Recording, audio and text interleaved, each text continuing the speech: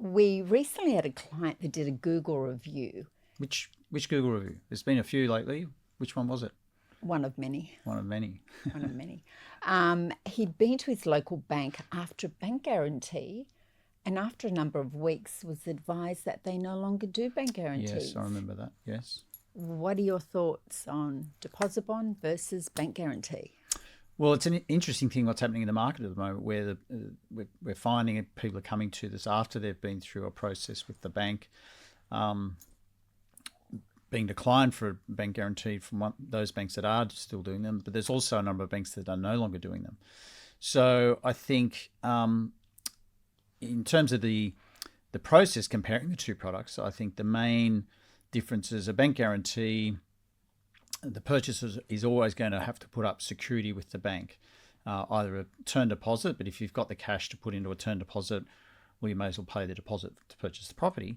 Alternatively, you've got to put up security against your home. So that's the first thing. The second thing is the process with the bank. Always challenge people: go to your branch, walk in your branch, and ask. Go to the front counter and ask for a bank guarantee. You'll be sitting here in a month's time at least waiting for a bank guarantee to get approved and issued. So the length of time it takes to get in place is also quite onerous.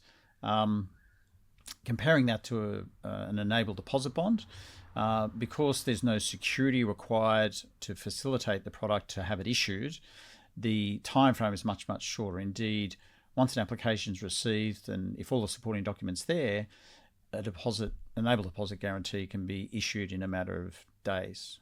Sometimes we get them done, as you know, same day. So the process is much quicker.